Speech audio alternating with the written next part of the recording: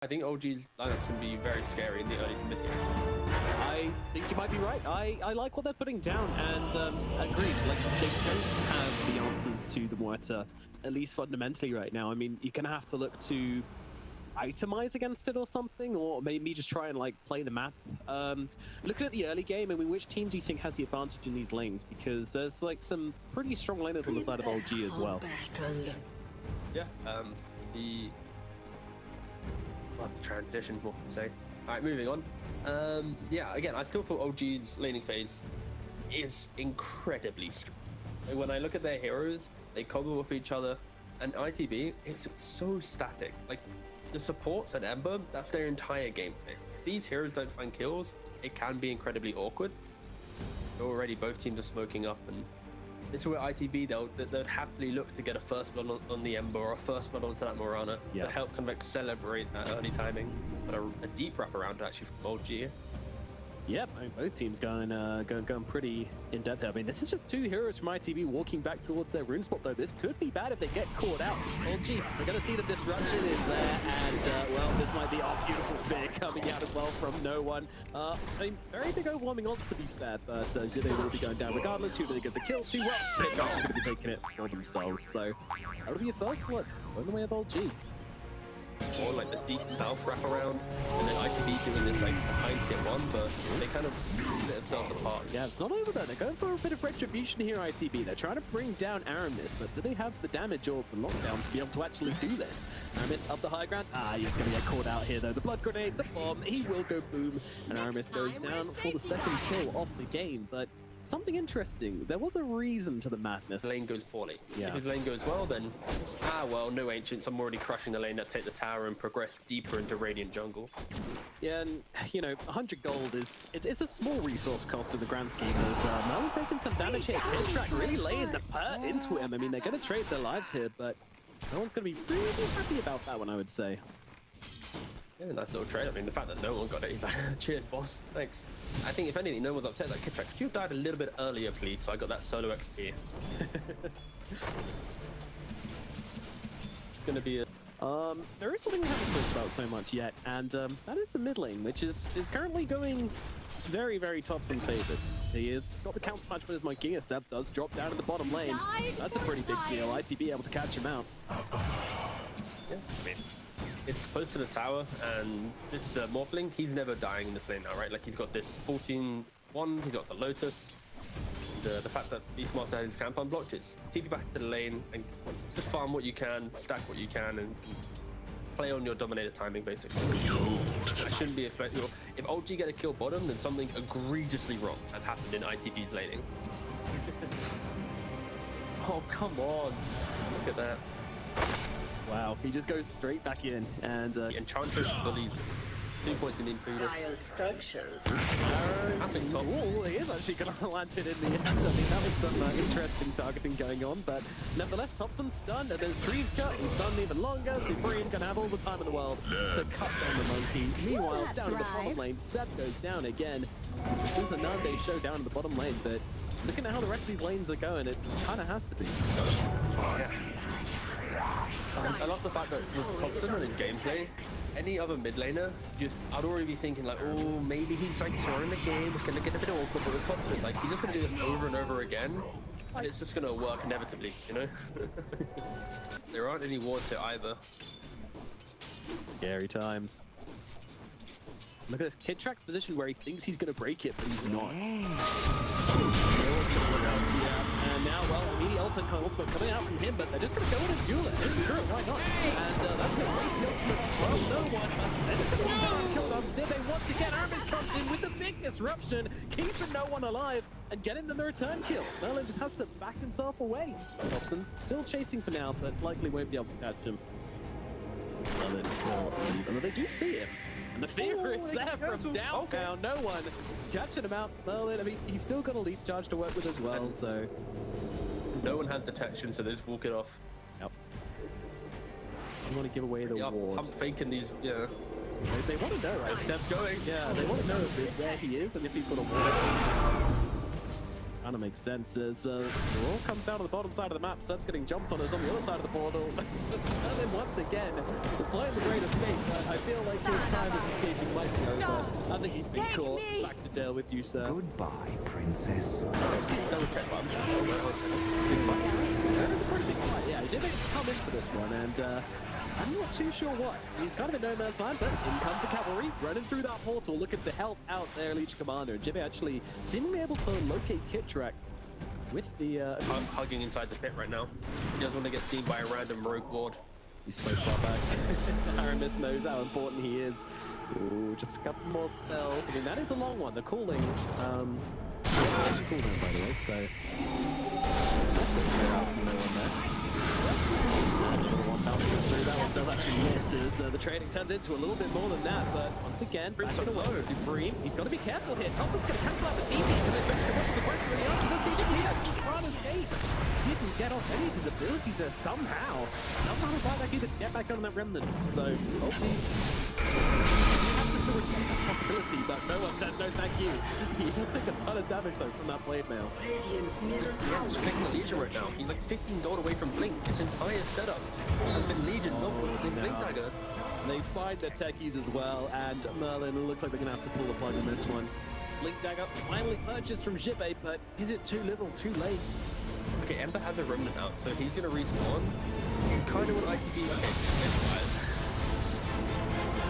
He went for it. He had 2 out actually, so he had 2. Like Okay, closer there. So he is back in the fight.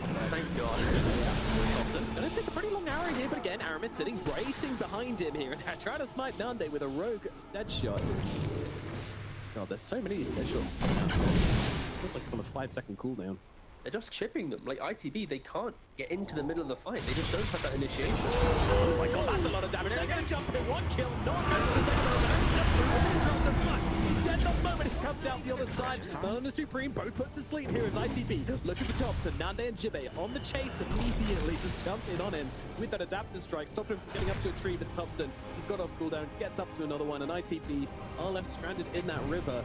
They get the big kill onto no one, but to also lose Supreme once again. Noah's positioning will be key. It's this very weird sort of dual situation here, where both of the carries can actually die pretty easily to each other. But this is a very nice catch from the side of ITB. They do need to finish the job, but they will be able to do so.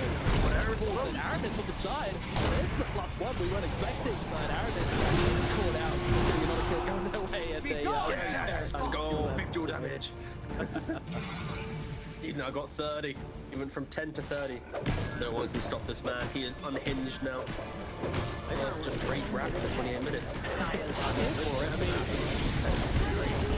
Yeah, there is quite a lot of production on this bottom tower, but now the creeps come in and Nande is showing no signs of stopping. OG is showing no signs of stopping. They kind of catch out Supreme, but they don't have the commitment here. But one later back to the top side. No one has come back though, and he's firing off some shots. Actually cancels out a TP with his dead shot there. I don't know if that was limit, but Nande's sticking out. He wants to finish the job. He didn't come for half of Aramis. He's going for the full down here. And he's going to get it. He's pretty early on here just to keep himself up. The melee, Xibbe, the bottom lane, what the hell? Xibbe's jumping in. Vision! They don't have their more blue. They don't have any more. Well, they probably do. Blown up, rushed into the face. And just as it's him taken off, Nande's in though. He has come back into the training. Look at the Topson right now. He's coming down to try to pull him up. Can they finish the Monkey King? Yes, they can. And Kitrak just says, see you later. So it is the old half-back trade. He now contests the second one. Surely, right? Surely. Respect is coming forward, offering himself up as a tasty bit of ping here. The first line of defense as they will now come charging on through. Taking a lot of damage though from the Ember Spirit, to be honest. Looks like it's doing a lot of work. It just kind of forced him back. It's low from London. He's going to pop the ultimate now and try and force back. Xibbe just has to run. It's Kitrak who's gone down as well as Respect at the moment. No one just trying to stand his ground here and lay the damage out onto Nande, but Nande has to back himself away. Oh no, that's a big arrow onto no one. Can they follow up with the damage? The ultimate ends, and he goes down. Run out of the spell as well. Ceb gets up the raw, but it does absolutely nothing. He's then drops the guy down. Topson jumped in and is actually able to kill her for a shot and get the Aegis for himself. So he denies her point. No, you don't get away with it. And the match as well? No way. You can't keep getting away with it. You cheeky devil. Whoa, look at him. Absolute tasty escape. Oh my goodness. Just when the tips came out, Tigo, just as the tip came out, you take your finger off. A lot of tier 3 fast track. I can see how this build can enable fluid Nande, he is indeed here. I mean, he's going to get this round. He's got the cheese available, ready to go, should he need it. I mean, he is just, you want to disrupt me, boy? You want to disrupt me? Kitrak as well, yeah, that's untouchable. Not doing a whole lot here. Kitrak is looking very, very touchable. Nande is going to do exactly that. Down roll and jumping in, trying to commit to the fight. Nande set. Together for goal. There it is. There it is. He's a top them as well. They will bring him down. The Morphling can die instead. There it is. You asked for it. Nice little spear as well to catch out the +1. Making it 3 huge kills here from the side of Old G. They sacrificed their supports, but he's getting collapsed on. He's getting battered through the BKB. He's a re-survivor, so Shadowbait on the simple BK. Good luck next time. Any support that shows on the map is just gonna get deleted. Every time I click on the Topson, just some new items forming, right? He's now got a Skadi. He's a quarter of the way to a Lincoln's. He is. Courier is dead. Oh, you got the ninja gear! You got the ninja gear on Legion! Okay. Alright. The small steps are occurring. Yep, Tigo asks and David delivers. Alright, players in Division 2. PayPal, it's just T-Governor. $5, I'll get you your new item that you want. You want a Philly? $2.50. Just asking much, right? In a bit of trouble. Insane. Any support on the map is going to get That's a gem action occurring 42 minutes in. Down, John into OG. Thompson going to be the one to just immediately put down that ultimate. Towards Xibbe. Xibbe is able to just leave the circle, which is pretty nice. Also able to get themselves out, but it's a full retreat, and the ultimates come out from the side of Aramis here, trying to slow them down, trying to get the catch. Around here. I mean, they want to try and look at the jump here. They're going to go on the top of the Russian game, and I think they might be able to take him out. They absolutely will. Why? Because Nande ran on the back line and he got caught out by no one, tried to go for the right and didn't quite get what he was after. This guy's got danger. He didn't give a damn. Ceb, he's having to try and side up into these guys right now. Supream definitely trying to take him down. Aramis is there once again with the disruption. He's losing out on this Ember Spirit, and he's going to go down to the 1. Have to 5 back cooldowns are going to be lacking for this Ember Spirit, at least for the time being. He's being thrown out towards Xibbe. Xibbe, he's running, but he's running the wrong way. And that shot not quite connecting. The ball not quite connecting. Alright, disruption should make it. Supream comes in. What's trying to over? They want to keep on fighting into this. I mean, they don't have their Morphling, and now they don't have their Lead Commander either. He does go down. Supream just trying to get off these slides from the high ground. They're letting him get away with it. The Techie's getting off some damage here. I mean, they're going to be able to come in with the Hangers out onto the atmosphere, and the Rock comes through as well. The damage is there to take him down, and it's no one with the double kill. OG likely taking the game here. Look at this. And he buys the talisman, and so Supreme, as he's dying, he runs on over. He's like, this is my talisman now. You might win the game, but you don't have a halberd for the scoreboard. Yeah. Everyone will laugh at you and say, why has this guy got a son? What a fool. Yeah, it's in radio space now. They want to take this one though. And if you have one more buyback thrown in, it's going to be Xibbe. So they're going to be looking water, but his arms coming out. Looking for the right tree here, and they're going to go for the duel. The match can't otherwise, so they need the damage. They need the damage, and they are going to find it. Down goes just the one line on the Flutter. And they do anything for match number 2. The spear comes out perfectly from Nande, but the ultimate damage coming out from Flutter. Catching by that into the jet backing out of the battle by Xibbe. In so low. No one's first. No one's going for the big ball plays. They still take out one of the balls there under Nande. That takes the fall. And this game is red. OG will be able to take it in the end. It takes 45 minutes, but through some very, very creative and clutch plays, OG take game 1. I just love the fact that it was so close the entire time, and it really boiled down to